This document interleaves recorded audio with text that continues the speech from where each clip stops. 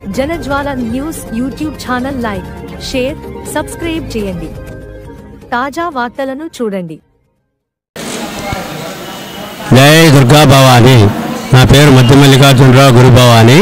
1978లో నేను రాచకొండ కామేశ్వరమ్మ గారు, గురజాల శ్రీరామచంద్రమూర్తి గారు మొత్తం నలుగురం కలిసి ఈ దీక్షా కార్యక్రమాన్ని మొదలుపెట్టాం. ఈ దీక్ష అప్పుడు నలుగురం కలిసి వేసినప్పుడు అమ్మవారి దీక్ష ఏంటి, ఎర్రబట్టలు ఏంటి అని చెప్పి మమ్మల్ని అందరూ చాలా తక్కువగా మాట్లాడారు. కానీ ఇవాళ అదే దీక్ష, అదే పూజ కొన్ని లక్షల మందికి ఆదర్శమైంది. ఆ రోజు వేసుకుంది నలుగురం. ఈ రోజు సంవత్సరానికి 4-5 లక్షల మంది పైన వస్తున్నారు. కావున అమ్మవారి దీక్ష అంటే మామూలు కాదు. ఈ మధ్య కొంతమంది గురుభావనీయులు 11 రోజుల దీక్ష లేకపోతే 3 రోజుల దీక్ష అని పెడుతున్నారు. అది మరి చాలా తప్పండి.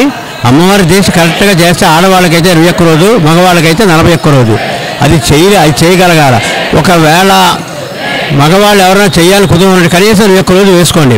అంతేగాని 11 రోజులు, 3 రోజులు, 5 రోజులు, 9 రోజులు మటుకు దయచేసి చేయొద్దు. మీ అందరికీ చెప్పేది ఒకటే. అలాగే అమ్మవారికి మనం బంధం సమర్పిస్తున్నాం. ఆ బంధంలో ఏం పెడుతున్నాం మనం?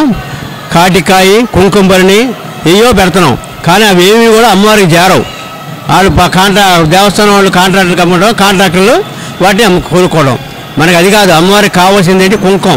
ప్రతి ఓళ్ళు కూడా చక్కగా కుంకుమ ప్యాకెట్, 1 కిలో ప్యాకెట్, 1 కిలో బియ్యం, పసుపు, కొబ్బరికాయలు అమ్మవారికి సమర్పించండి. మీరు ఇచ్చిన ప్రతి కుంకుమ ప్యాకెట్ కూడా పూజలు చేస్తారు.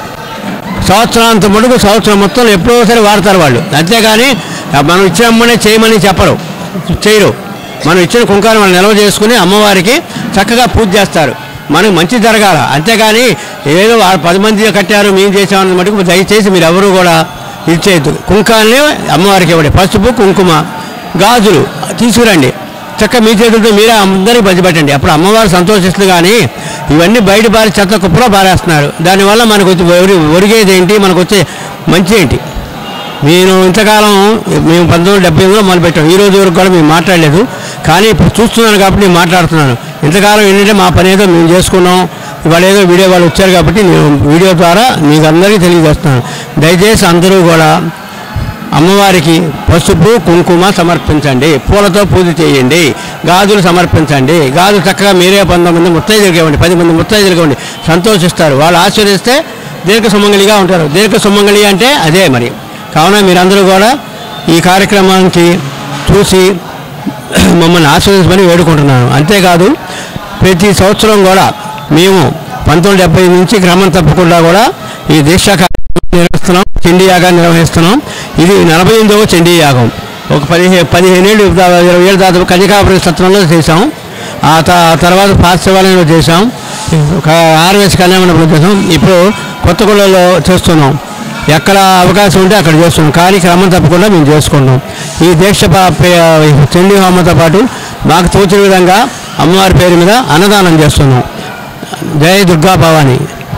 అలాగే ఈ కార్యక్రమానికి ఇప్పటికీ 48 సంవత్సరాల నుంచి కూడా సహకరిస్తున్నటువంటి భక్తులకి, నా స్నేహితులకి, అలాగే నా బంధువులకి కూడా అందరికీ అమ్మవారి ఆశీస్సులు ఉండాలని, అమ్మవారి అనుగ్రహం సంపూర్ణంగా కలగాలని నేను కోరుకుంటున్నాను. అట్లాగే మా మిసెస్ మోహిని రత్నలక్ష్మి కుమారి గారు ప్రతి బుధవారం నాడు అమ్మవారి గుళ్ళో లలితా సహస్రనామ పారాయణ ఏర్పాటు చేశారు.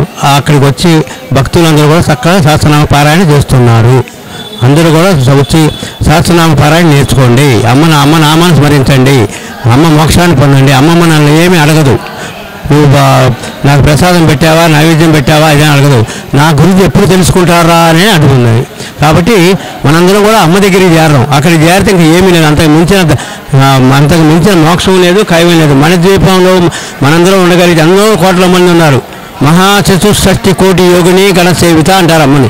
అంటే 64 లక్షల కోట్ల మంది ఉన్నారు అమ్మవారి దగ్గర. వాళ్ళలో మనం ఎంత? మనం కూడా వాళ్ళలో చేరిపోవాలి.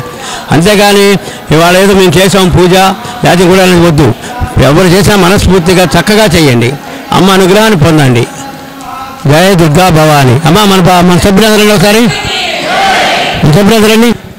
అట్లాగే ఇప్పుడు మా ప్రతి ఏటా కూడా నాకు సహకరిస్తున్న బృంద సభ్యులు, జై భవానీ దీక్షాపీఠం బృంద సభ్యులు కూడా ప్రతి సంవత్సరం కూడా నాకు సహకరిస్తూ నన్ను ముందుకు నడిపిస్తున్నారు.